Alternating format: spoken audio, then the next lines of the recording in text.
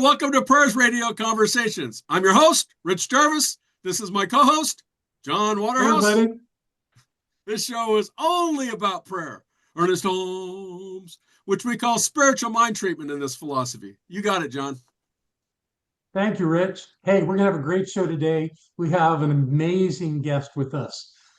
This incredible man has done extraordinary work in our organization, and it's wonderful to have Mark Gilbert, Dr. Mark Gilbert, with us today. Mark is a minister in our movement.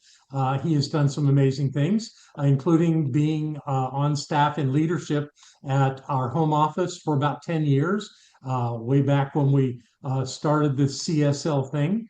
He is a writer. He's a podcaster. He'll talk about those to us in a little bit. He's also the vice president of our Science of Mind Archives and Library Foundation, doing amazing work there. And he does have a doctorate. It's a doctorate of humane letters for the amazing work that he does in the world. We are definitely honored and blessed to have you with us today, Mark. Thank you for joining us. Thank you, John, and Rich. It's great to be with you guys and share your podcast and hopefully get into some interesting conversation here. I think we're going to be able to do that, but we always start with prayer. So would you treat us into our time together?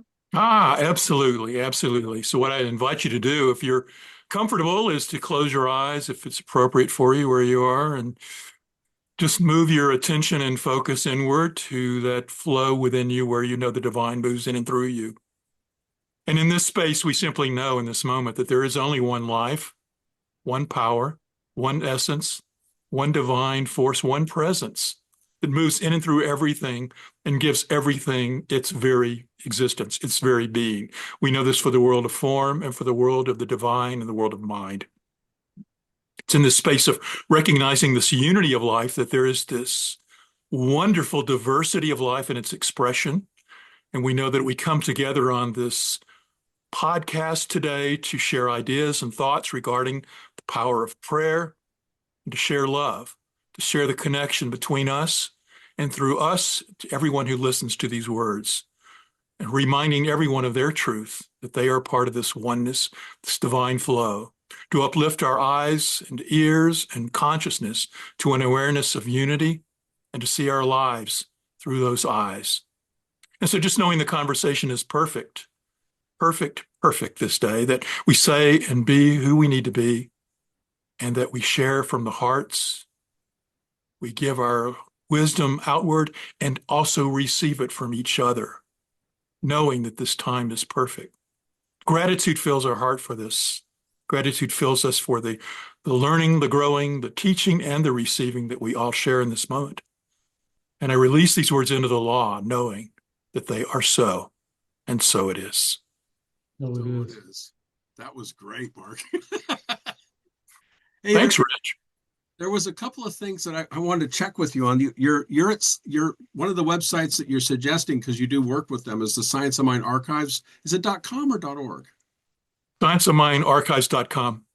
That's what I thought, but I wanted to double check because you're the man that knows. Yeah, I work a lot with their website, Rich. We can get into that, but it's, I've been for the last number of years sharing a lot of things on the website, including a lot of recordings and unpublished documents of Ernest Holmes. And, if your readers haven't listened to Ernest audio, we've got over 200 audios of him out there, and we're continuously putting more. So it's a great resource. And you also have a podcast that you talked about that you're on. And you want give us where we could find that also, please. Yeah. It's if you go to, you can go to my website, which is consciousbridge.com, and all my teachings and things are resourced there. But it's done through the New Thought Media Network. You can also Google New Thought Media Network and go to their YouTube page and find it, or my website. And the podcast I'm doing, it's doing with Reverend Barb Bew.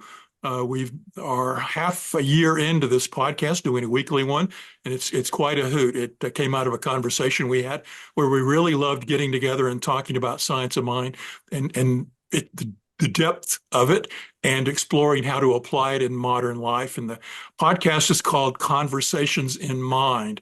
And what we do every week is we take a topic.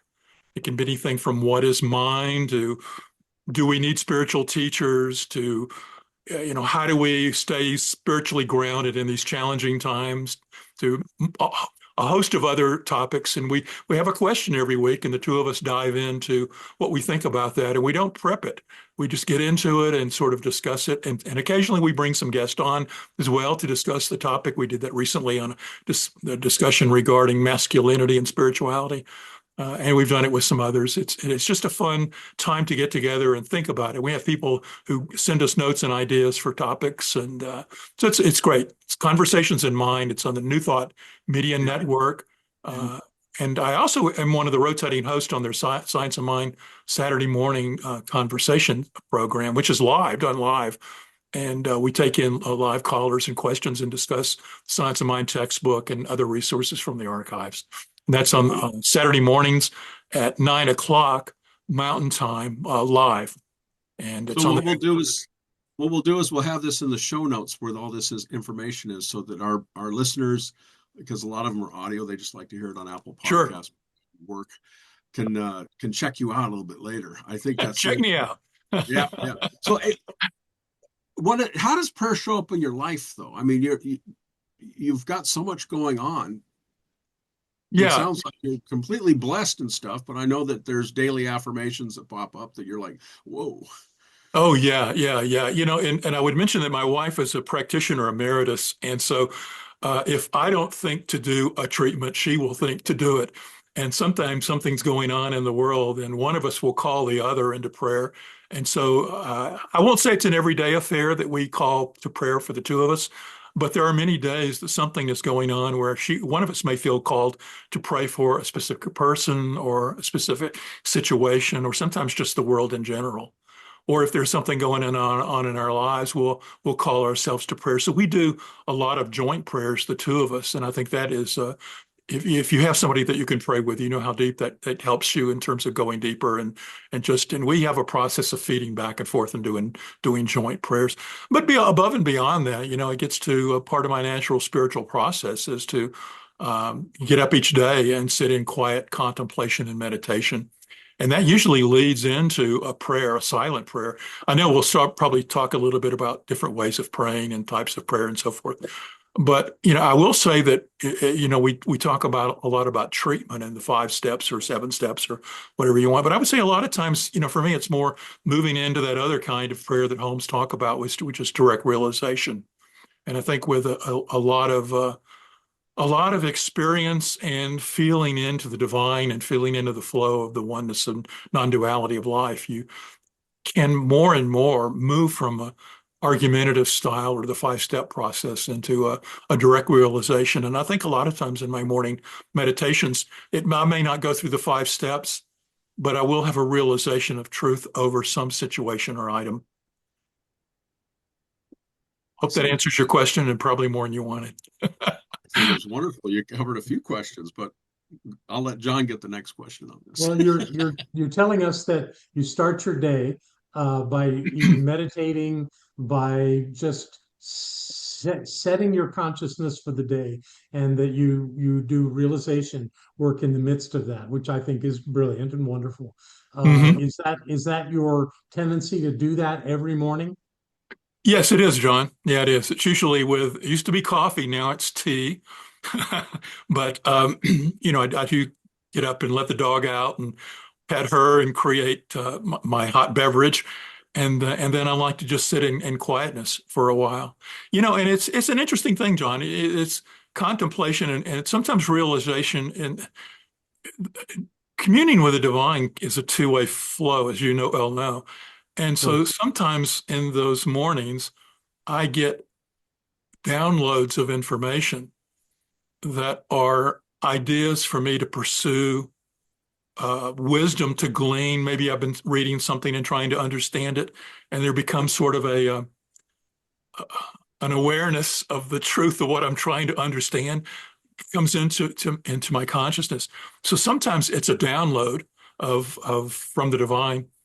And other times it's just a realization of some truth that I want to manifest. So it could be a flow in either direction, if we can use direction as a method of describing it. And that's what. Go ahead. I was going to simply say, but then throughout the day, there's times that, it's not just a morning thing for me. It's throughout the day, there are times where I will stop and and try to feel into the oneness of the universe. I've very much been in studying a lot of Vedantic teachings lately. Ramana Maharshi is one of my key things I read a lot lately, and Aurobindo, who Holmes was reading a lot in his later years. And from all of that, I've really gotten into a sense of trying to really live in a state of non-dual awareness. And that is something that it's difficult to do it continuously. But what I try to do throughout the day is to try to move to a space of consciously trying to commune and see and experience the oneness of life. And so, because it's so easy to get mesmerized by what's going on in the world of form and think that that's the true reality. And I got to deal with all this stuff that's going on around me, and we just get so just enamored and mesmerized by that we lose our focus in being tapped into oneness. And so I think taking some time during the day, throughout the day, to even, sometimes just in sit and reflection, I can be just like looking out at the world and going, all of this is one, all of this is in me, and I'm in that. And it's all a divine flow. And having that realization brings me back to center and brings me back to truth. And I see that as a key part of my spiritual practices as well. And I got to add reading because I'm always got so many spiritual books that I'm going on with. And, my role with the archives, I serve as one of their key researchers. And I know that if many people aren't, I know we were going to talk about this, a few years ago, Archives published the book Ernest Holmes at Asilomar, and it was the work that I actually came up with the idea and pitched it to the archives and to publishing. Everybody loved it, but then I had to go put the book together, and it was based on my work with their website and realizing that in inventorying what they had and had never put out, we had a treasure trove of Ernest Holmes classes and talks that he had given at Asilomar in the 1950s, and they had never been published, except for Sermon by the Sea, which most people were familiar with that. The funny thing is that he did a Sermon by the Sea every year from 1954 to 1959. The well-known one was from 1959, but every year he would close out the week session at Asilomar with a Sermon by the Sea. Unfortunately, it was referenced in the programs and things, but the only one we have the transcript for is the famous one that he did in 1959. But he actually did a closing speech every year at Asilomar. And there's no record of that? Only that he did it. Even in the years, John, that we have the transcripts of his talks, like for 1959 and 58 and 57, we have all the talks he did. And that's why the book has about 23 different classes and talks in it, I think it is. But also his 5-part mysticism class that he did in 56 is all contained in the book. But the point I was going to mention is that in putting that book together, it's a lot of reading Ernest Holmes and bringing it forward to the public. It's a wonderful book with a lot of pictures of Holmes, and there's an intro that I put together that gives you sort of a background of what it was like for him at the conferences every year. But we had a lot of. You're reading Aurobindo. I'm reading Holmes. I'm actually reading the Essential Ernest Holmes right now. When I finish with it, I think I'll read that book about his lessons taught at Asilomar. Oh yeah, it's very deep, and it's one of the key points why reason I brought that up in the context of spiritual practices is that right now, because this book got so well received, and there were ministers offering classes on it and teaching it and things like that. I know that Jennings did a whole session down at his center in the Houston area on it, and it's one of those things where if you've read Holmes, we always talk about what's the introductory book to Holmes, but this is one of those deeper books where, like, if you want to go deeper. And there's several books of his which really take you deeper into his more metaphysical kind of teachings. And because this was people who were steeped in the philosophy in the 50s, it wasn't one of his general talks that he did for like the radio shows or his Sunday talks and things like that. He was getting into very deep metaphysical concepts such as time tracks and changing your time track and how the absolute is the relative and the finite is the infinite and time is timeless. And there's these interesting things where he's bringing together the world of non-form and the world of form together and outlaying it. And it's a real depth of his teaching that I think it's valuable for that student of Ernest Holmes who wants to go deeper with it. But the key thing I'm sort of like going long-winded on this, but we had such good feedback from the book. People have said, "Are you going to bring anything else out?" And so right now, what I'm doing is we've already have met and have the funding, and we're planning to bring out, and it'll probably be out next year for the 100-year anniversary, is a book on his other classes from the 1950s. If you've ever looked at like the Holmes Papers books, love those. yes, well, a lot of those have his so-called Tuesday invitational classes in them, and that the Holmes Papers books only used about 12, 13, 14 of those classes, and we had about tons more. And so what I'm working on now is a book that it could be 2 volumes, but we're going to maybe get it into 1. But it's all the unpublished classes from the 1950s that he did. And they're primarily... What are you calling it? Well, right now, the work Ernest Holmes and rare and unpublished classes from the 1950s. Nice. And but we're in the early stages of it. I'm in the midst of daily going through these unpublished class talks and cleaning them up and getting them ready, writing brief summaries for them, creating a title for them, because most of the transcripts just simply say Tuesday class at the top, And so it's an everyday. It's a spiritual practice. This is where I was going. It's sitting and reading unpublished Holmes material and trying to synthesize it. And that's a spiritual practice in and of itself, John. Do you find some of it is over your head? Oh my gosh, do I not understand any of it? That's great. Good for you. Of course. I am still studying the Asilomar book that we put out. It's I have my copy all marked up because even though I was so involved with putting the book together, I now go back and I read it and I reread it and I reread parts of it, and it's like reading a textbook. You go back and read the textbook and you find stuff that you didn't know was in there because you have changed and you understand it better. Right. Well, we've had a couple of people on, and I just remind them. I say, well, Holmes talks about Jesus like around page 500 and goes and quotes the Bible, and they'll go, oh yeah, that's right. But yeah, I think it's great. The Holmes Papers itself I did a talk on the time part of the Holmes book too, but I'm not going to get into that. That's a different show. What tangible results have you seen from prayer? I mean, I know we apply prayer, we put it out there, and we know this, and then our thoughts go out in the universe after we've released it. What tangible results have you seen in your life by doing prayer? Oh, my God, that's a whole nother show, Rich. But well, we can have you back again too. You know that. Right? I will simply say this: that for the last probably 20 plus years, I have been divinely guided and trained myself to listen to my intuition. And so even the role of moving into home office with CSL was divinely guided. Even the time, the time I was there, I served in 2 different roles. When I left one role and then helped create the new role in global services, that was divinely guided. When I left that to take some time off, I was taking care of my elderly father at the time, who's since passed away. And I took some time off. I sat in the space of just nothingness and asked what's mine to do. And I kept getting the message, go back to basics.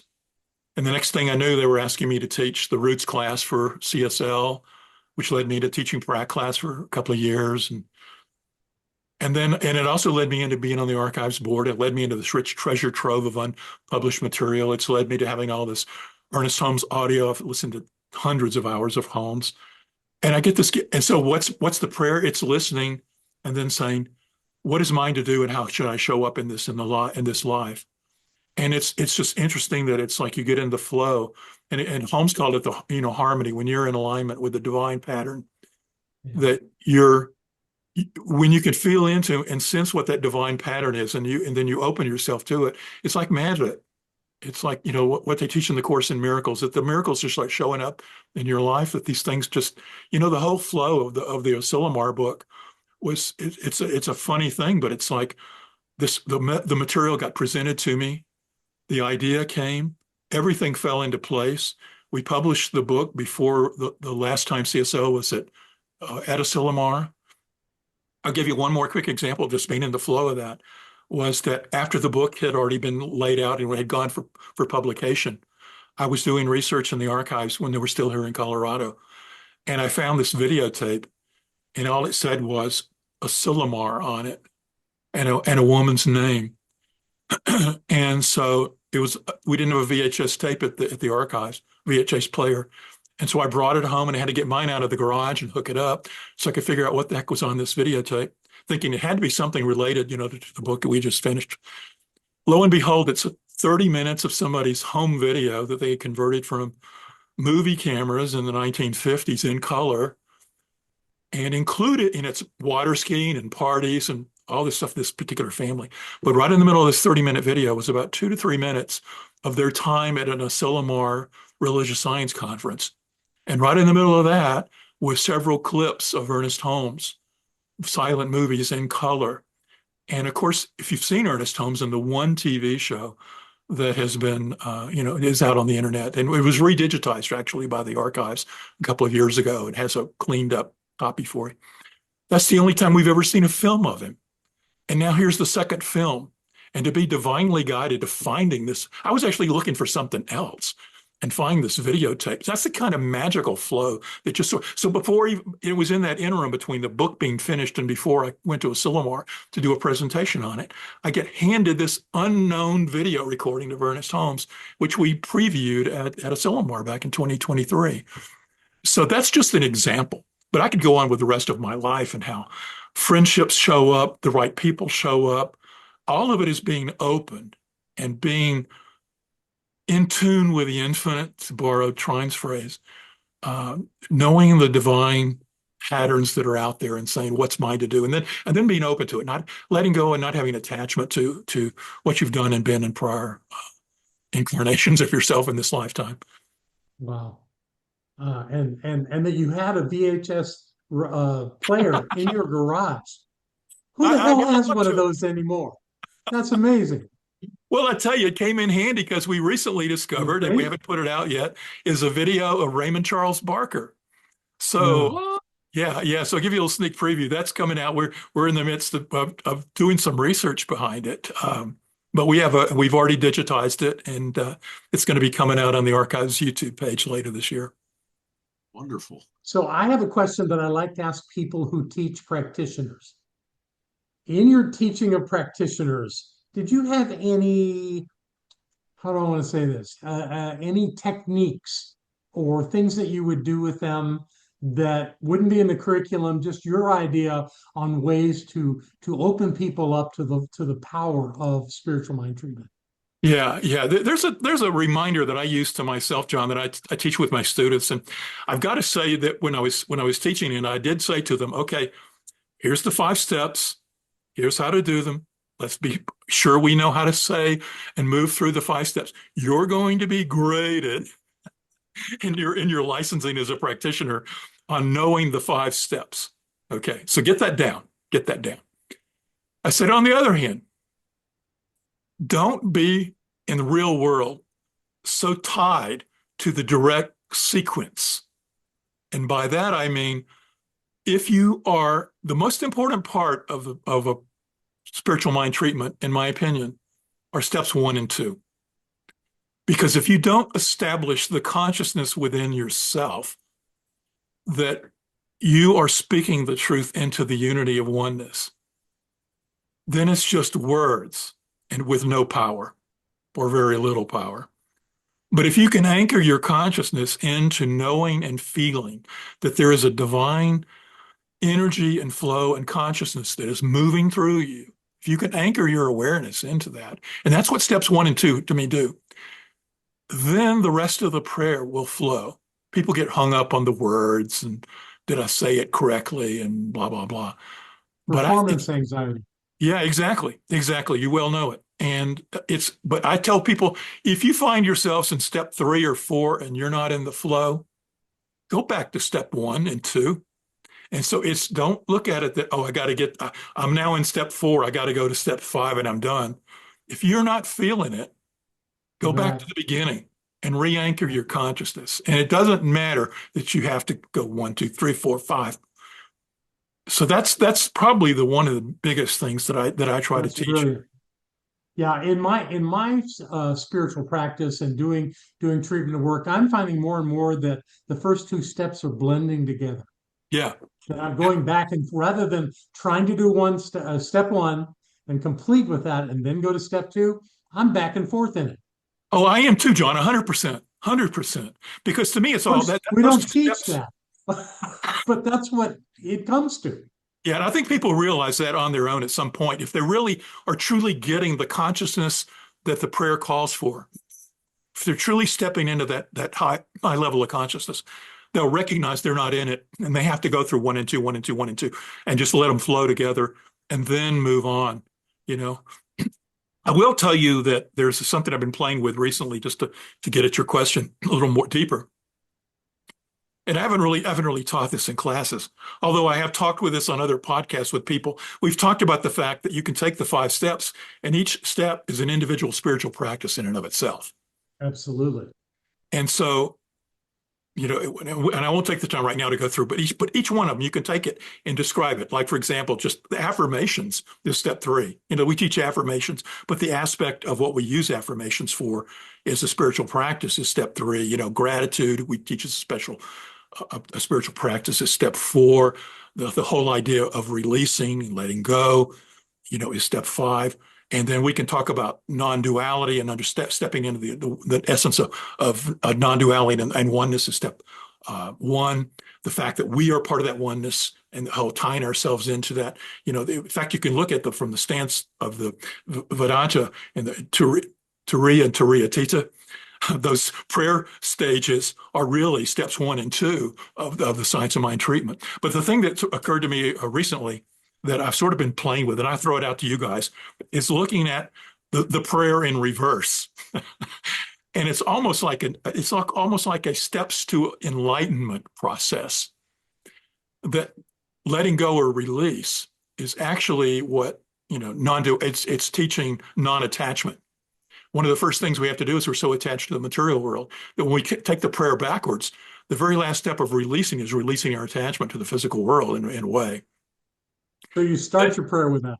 Yeah, so start your prayer with that. Start with prayer with non-attachment. And then you move into gratitude. Well, gratitude for life, gratitude, is once you let go of attachment to form and you have gratitude, you start opening your heart to gratitude for everything. So a next step in your enlightenment process is really moving into the heart and moving into a sense of gratitude. And then as you build that gratitude, you move into that now looking at the life differently. And it's less about things.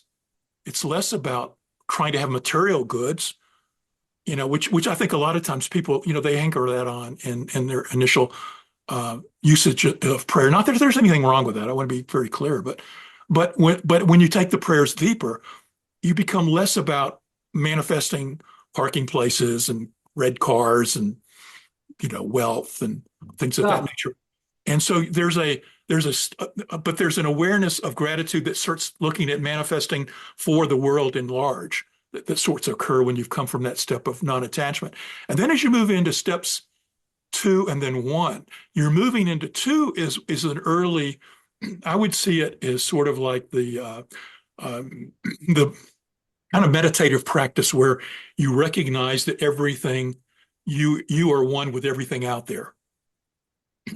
And so it's a part of the non-dual process. But as part of that process, they often teach to look out there and recognize that I am that, I am that, I am that, and then I am. But at a certain point, you have to let go of that and then move into it. And the final step, the first step for mine, is the one where you're really recognizing that the world out there and the world in here, the world out there is in here, which is the previous step. But then recognizing that you are both, that out there and in here are all one. And that's the first step. So, I haven't fully developed this idea. You're the first ones that have really voiced it too. But it's been sort of coming up in my meditations, talking about getting, information, is how the prayer really in its reverse is sort of it's a roadmap to enlightenment in a way, if we reverse the steps a little bit. So I don't know. That's I'm a going to lovely exercise. I've never heard of that before. I think that's a great exercise. Every practitioner should try it. Yeah, exactly. Because ultimately, that's what I think my sort of take on prayer work and science of mind and New Thought in general is that we come in sort of like we have the spiritual urge in us to push forward and understand life and consciousness and who we are, but it's still anchored in material form and material needs and material wishes and desires. And as we know, many people who come into our community, they're usually hurting, wanting something. They may get techniques out of science of mind, heal whatever they're wanting, and then walk out the door. But it's only when they stay with the teachings that they want to, and they go deeper, that they realize that there is an underlevel current that is beyond materializing material things to a deeper richness of transcending the material world and tying yourself into a non-dual state of reality and awareness. And that's where, to me, the depth, and that's why these teachings that I've been going through in the Asilomar book and Holmes' richness in his last decade of his life is so important, because with the people who wanted to go deeper, he went deeper, and he was really speaks to these aspects of non-duality and letting go of it. I don't have a quote here, but I used it recently on another podcast I was on, where he talks about stepping away from material world. At some point, we'll let go of that, because the truth, he says, not that there's anything wrong with it, but the real depth comes in the seeing through it and moving into the awareness of how you are an expression of the divine in this multiplicity, but you're anchored in the oneness. You have to actually go on that evolutionary journey and recognizing your oneness, and then coming back into the world of form and living from that consciousness. Many people don't have that oneness aspect, and they're focused on the material stuff. But as you grow and evolve into oneness, you come back and live in the world of form with a richness that wants to be of service to everything and everyone. I think the short version is that the realization of self, knowing that you are the mirror, the reality that you project, is the important aspect of this whole thing. Beautiful. I love the way you phrase that, Rich. That's great. Coming soon to my book. No, I'm kidding. You talked about the prayer work. You do a 5-step or 7-step prayer. What is your preference? And to piggyback off what you said earlier, you said sometimes you just do a 3-step or know that it is by being that divine presence within. Well, it's one step really, in my mind. And Holmes wrote about that in the textbook. He called it argumentative and realization as the two different methods. To your first question, though, regarding 7-step, no, I understand the 7-step and the use of denials in that. And to me, I'm not opposed to using denials in prayer. In fact, I use them, and I think it depends on where I am in terms of whatever it is I'm talking about in the moment. And I sort of roll denials and then the reaffirmation all into step 3. So if I'm going to use denials, it's that turning away from aspect, and I'll voice that into a verbal affirmative prayer in step 3. So but I don't formally go through 7 steps, Rich. If I'm going to go through a formal prayer, it's going to be through the 5 steps. What I was talking about, though, and the other is that Holmes spoke to the fact that why do we call it argumentative? Who are we arguing with? We're arguing with ourselves. Duh. Well, sister. Exactly, John. And so I'm having to argue with myself that it's not this material mark, this material that I'm this separate pocket of consciousness that's separate from everybody. I've got to argue myself out of that mesmerizing worldview that we often come to science of mind with. And so that's why it's argumentative. It's arguing with ourselves to turn away from that and to recognize the oneness and then speaking from that truth. And so we have to argue ourselves out of the mesmerizing state of the material world. But once you tell my students that if they wanted to do a denial in their work, they were not to take a breath between what they're denying and what they're replacing it with. That's great. I love that. Don't give room for anything else to come in there. Yes. I love that, because, there's a whole thing about, anytime you if you think about anything negative, you're giving energy to that. And if you can't stop on that, and if you stop on that denial, you can't be giving energy to a degree to the condition that you're trying to negate. So I love that, John. That's a great way of approaching it. Yeah, but realization for me is simply moving into a consciousness of non-duality or oneness, seeing and living in that space, and then seeing the truth of whatever it is. So if I'm going to be treating on um, doing, showing up as in pure consciousness and awareness with the highest expression of who I am on a podcast, then I would visualize that and know it in that meditative state and see it in that moment and just know that it's done. And so that sort of I don't have to argue with myself to get into the state of knowing it. I just simply visualize it in the meditative state. And that, and if you study Holmes' history, that's typically what he did too, except in settings. If somebody asked him to do prayer work, his prayer work in private, silent, and is simply in realization states. Really? He didn't speak outwardly when he did his work in his library? Well, I can't say that he didn't, John, but I do Well, know because I don't know how to do that. I have to say it out loud, even if there's no one else for miles. So that's just me. I always sort of assumed that he would sit there and just speak it, but maybe not. No, Well, from what I have read and studied of him, it is my sense, and people have written that he would just simply go into silence and say that it was complete. Now That's was he cool. going through the 5 steps or 7 steps in his head? I can't say that he didn't, but from what he wrote in terms of realization being a method, it makes just great sense, and it makes great experientially. It makes sense to me as Well, well. most of his career was just 3 steps. There Yeah, was no Thanksgiving and release. That came later. yeah, yeah, yeah.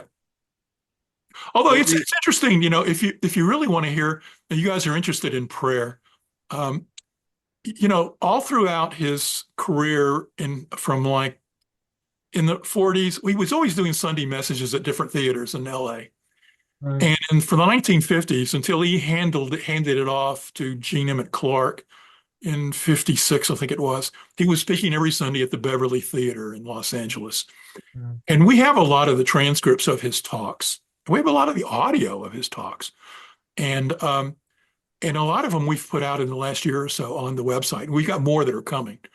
But what he did during his Sunday talks is that, I won't go through the full service, but there were 2 parts where Ernest talked. And one part was where he taught treatment and did a treatment. And then they would have a little music, and then he would come back and do his message for that talk, which would end not necessarily with a treatment, but with really him in the flow and highfalutin language at the end. You knew he was steeped in oneness at the end of the talk. But what I want to come back to is that for many of these Sunday messages, the first part of the talk was this healing thing where he weaves in and out about talking about treatment and doing a treatment. And it's sort of a weave of between the two to where he ends up doing a full he ends up ending with a treatment, and so it is. And then there's a break, and then he comes back with. But if you go listen to some of those, because that's where he talks the most, and he's doing it to a public audience about the importance of treatment and how to treat and what we're doing, and then he treats for people. He's treating for Eisenhower as president, and he's treating for the world in general and for peace and stuff. It's really cool to listen to this kind of stuff. well, Mark, we're at the Absolutely. 4-minute mark, so we need to shotgun the rest of the questions if you're open to that. Whatever. You want me to go? Go for it, John. Oh golly, my question just flew out of my head as All soon right. as I said that. How do you? Do you have an elevator speech? Do you have that 30-second thing where somebody says, "What's science of mind?" What would you say? Uh, yes. What comes to mind? It's a philosophy that takes from science, religion, and philosophy and finds the common threads of them and teaches oneness and the power of our consciousness to create the lives we want. That'll work. Very nice. When do Rich? you release? When do you release a prayer to law? Immediately. There you go. That's a good question. That's the good answer. And then we have one other question I want to get. What's your favorite Science of Mind book by Ernest Holmes? And don't say Science of Mind. And don't say the Asilomar book that I've been promoting. It probably is always the one I'm currently reading, but I will tell you, okay, oftentimes the question is, what's the book you recommend to people who, I had some secular friends of mine who bought the Holmes book when it came out, and I said, I said, you're not going to understand Science of Mind from this book because he goes so deep. I said, if you want to understand something, maybe go read this thing called You as a nice That's where everybody should start, right there. Yeah. What book do I would say one that I've enjoyed in the last couple of years that was a surprise to me was Your Invisible Self, I think it's called. It's a little book where he found these wood blocks of pictures, and it was published with some pictures and little chapters by Ernest Holmes. But he's very deep and very mystical in that book. He was very mystical. Yeah. That's the blessing of it all. And I can't wait to get a hold of your book and just dive into that. I want to see what you found. That's great. Thank you, John. Thank you for being with us today. This has been phenomenal. So the final question, what would you want our audience to take away from this talk today on this show?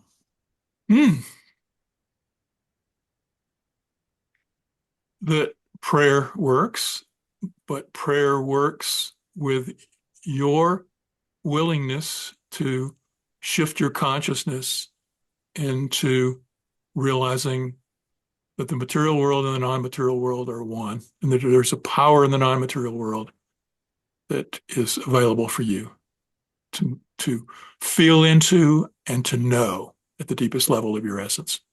Very nice. Very nice. And then again, you're with the science, you work with the Science of Mind archives, you've done all these other good things going on, and then your latest book, we plug again, if you would. Ernest Holmes at Asilomar is the latest one, published through the archives. You're right in front of your face for Ernest. There it is. Everybody can see it. There you go. I see it. There you go. Yeah. And the name of your podcast and how we would find that? That the podcast is Conversations in Mind, kind of like Science of Mind, and it is available on the New Thought Media Network. You can go to YouTube and Google New Thought Media Network, or you can go to my website, which is consciousbridge.com. Lots of New Thought resources, blogs, articles, links to my YouTube page, etc., all at Conscious Bridge. All right. And then if you'd pray us out. Absolutely. We just feel into that oneness again, knowing and sensing that there is only that one life, and it moves in and through each and every one of us. Not only the three of us, but everyone who is listening to these words. Just feeling that oneness, we now know that the time together was one of a gift for each and every one of us. It blessed us. It allowed us to share from the heart, to learn what we needed to learn, to hear what we needed to hear, and that we go forward from this time together, anchored in the divine, anchored in that relationship with God, Spirit, the One, the thing itself, bringing that blessing and its magical gifts of life to everything that we experience as we move forward. We give thanks for this time together. We release these words knowing they're so, and so it is. So it is. Brilliant. Thank you, Mark. It's been wonderful to spend time with you. Thank you. Thanks, Rich. Thanks, John. I appreciate being with you today. All the best with your projects. And one last thing, where can they find you, John? Oh, you want me to do that too? Okay. So my latest book is out. It's called Spirits Awakening. It's available on Amazon. I am now doing some retreat work around the country, and we won't get into where I'll be because it will have already happened probably by the time you watch this. But I am doing that work, and my life is full and rich and wonderful. And I have my other podcast too, which is called Higher Reality on the Edge of Understanding, and that's going very well. We'll leave it there. Fabulous. Well, we are Prayers Radio. I'm Rich Jarvis. We thank our guest, Reverend Dr. Mark Gilbert. Mm-hmm. And we just want to say like, subscribe, or support. And stay tuned next week for a fun-filled adventure in Prayers Radio. And just remember, if you don't say a prayer, you ain't got a prayer. Everybody say bye. Bye. Bye. Your prayer is my prayer.